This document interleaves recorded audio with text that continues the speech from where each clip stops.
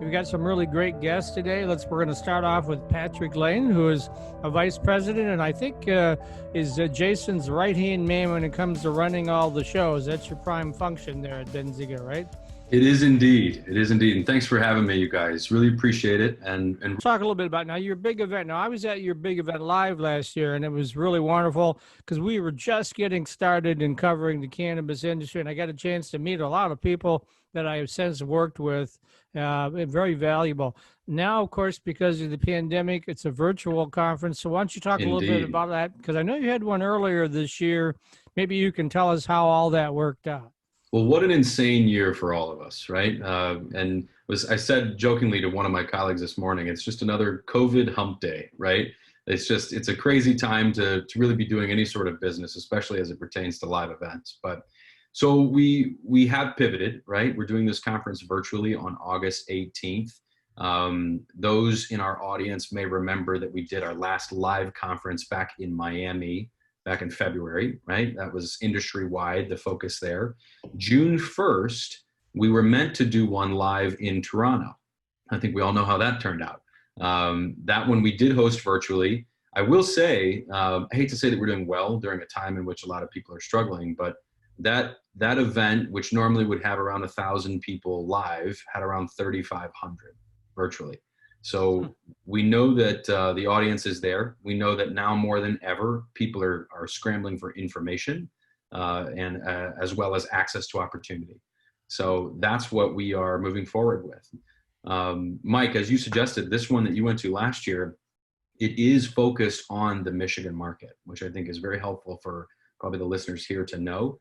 August 18th, we're going to have some of the local players, some of the folks that I know we all know, alongside some of the largest MSOs and LPs coming in to talk about the market, to talk about the industry as a whole, and how we're all managing to continue to scale and grow.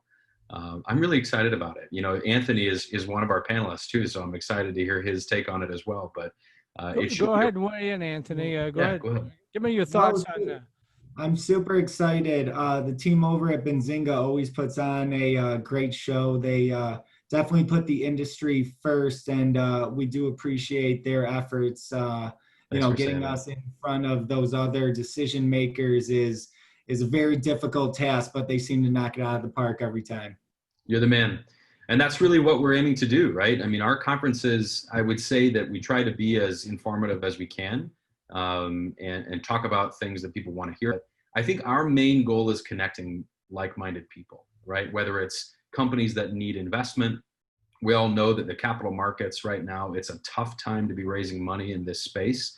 So trying to access these investors on your own is sometimes a bit daunting, right? So why not go to where they are all in one place at one time, right? On the same token, you have a lot of businesses doing deals with one another, right? Whether it be supply chain agreements or new software integrations or just helping one another move forward. And I think that's what's important to us. We want to make sure that everybody gets to do some business and figure out a way to continue to grow. I think too, one of the things that's really helping the industry as well, a lot of other businesses are not doing well, as you said. Cannabis is not one of them. We weathered the storm and went to curbside delivery and home delivery in some cases. And so I wouldn't say the industry is thriving in Michigan, but it isn't doing bad. I mean, I just looked at the latest report from Anderson Economic Group nationally, and in May, cannabis consumption or sales were up 4% nationally. So a lot of people are still participating in that particular space. So that's a good thing, right?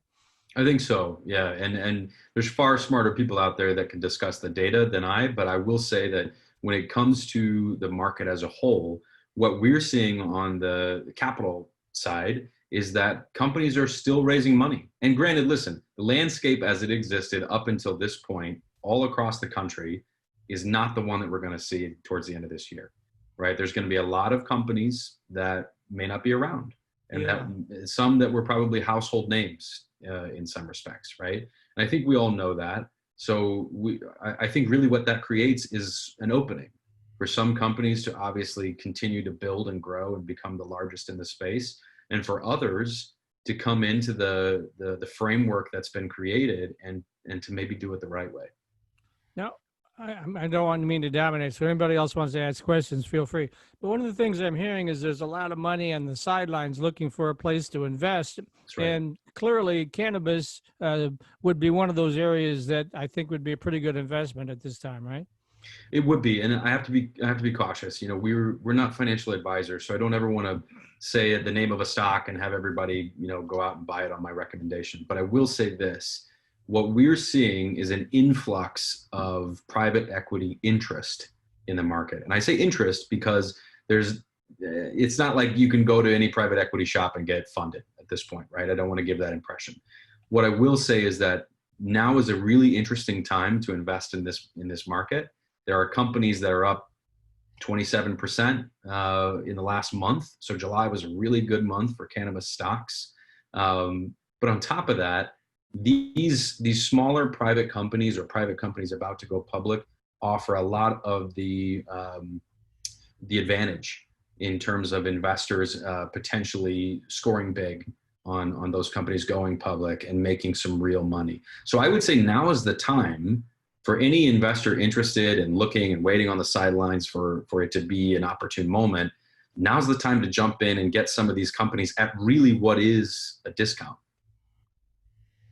Now, Patrick, there's a lot of industry in associated states around us. Pennsylvania is starting an industry. Ohio has an industry. They may not be mature enough to deserve an entire Benzinga conference like Michigan does, but entrepreneurs from those areas could attend your virtual Benzinga conference and still gain knowledge and information about the industry that they find valuable, right? I could not agree with you more, and thanks for bringing that up. So from my perspective, I look at every conference that we do, even if it is bent on a particular market, right, as an opportunity for people to learn, for people to engage. Let's take, you know, federal legalization, whether it's this year, next year, 5 years from now, still, there will be relationships formed across state lines, right? And there will be folks in Ohio and neighboring Pennsylvania that want to jump over and maybe open up shop here in Michigan, right? So I think that's what we're seeing a lot of in terms of folks interested. We do have people coming from out of state, whether it's Illinois or Ohio or New York or Florida. We even have people from Europe tuning in to watch this. So the market as a whole is strong and moving forward. And if you are interested, I highly recommend you come check it out. And our cousins in Canada and, of course, the folks in Illinois are doing gangbusters right now in this space, right? Who knew? Who knew Canada would get their act together, right? God bless them. As together as anybody is out there, I think, right? Yeah, well, listen, it's getting there. It's getting there. I feel like there's some issues in Ontario right now with what they're doing with the retail situation there. So we'll figure that out. More news coming daily on that, really. But Canopy Growth is coming down to talk at our August 18th event. And it will be very interesting to see, what the strategy is right now, what they're saying as it pertains to U.S. legalization. Obviously, as soon as that happens, they get to take advantage of that monster investment that they made in acreage. And we'll see what this new e-commerce platform that they launched really does for them. And I think, and Rick's smiling, I know he's been following this too, but I think what's interesting is that that's how a lot of these companies are getting ahead of the game right now. How do we pivot to virtual? How do we pivot our business digitally in order to take advantage of this traffic and obviously people looking for opportunities to engage? Now, I'm probably not as up to speed as you guys are on this, but e-commerce sales, I know Penny Milky up in UP sells a lot of stuff, but I think it's mostly merchandise related stuff. Are we legally able to ship cannabis through the mail now, Rick or Patrick? I don't know. No, sir. No, sir. E-commerce basically means, and I think the legal ramifications per state vary, but at least at this point, I think you're able to go on in certain markets on certain platforms, like this one that Canopy launched. Many of the distribution platforms host these kinds of e-commerce portals now, where they connect directly to the dispensary and you can order ahead. Basically, you can go ahead and pay for your purchase online and then pick it up in the dispensary. But the days of Amazon or UPS shipping to you, we're not there yet, right? Yeah, we'll have to call Mr. Bezos and see what he thinks about that. I'm sure if there's a way to get into that market, he will. So listen, with all the mess going on with the U.S. Postal Service, I would say now's the time for them to get into the cannabis business and figure this out. yeah. All right. Well, we haven't told people how they can sign up to attend your virtual conference. So this is where you get to do your shameless plug. Oh, shameless indeed, my friend. BZCannabis.com. B as in boy, Z as in zebra, cannabis.com. Check it out.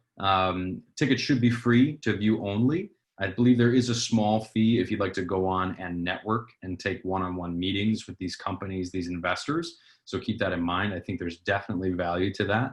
But if you want to just tune in, it should be free access for you to go on and do so.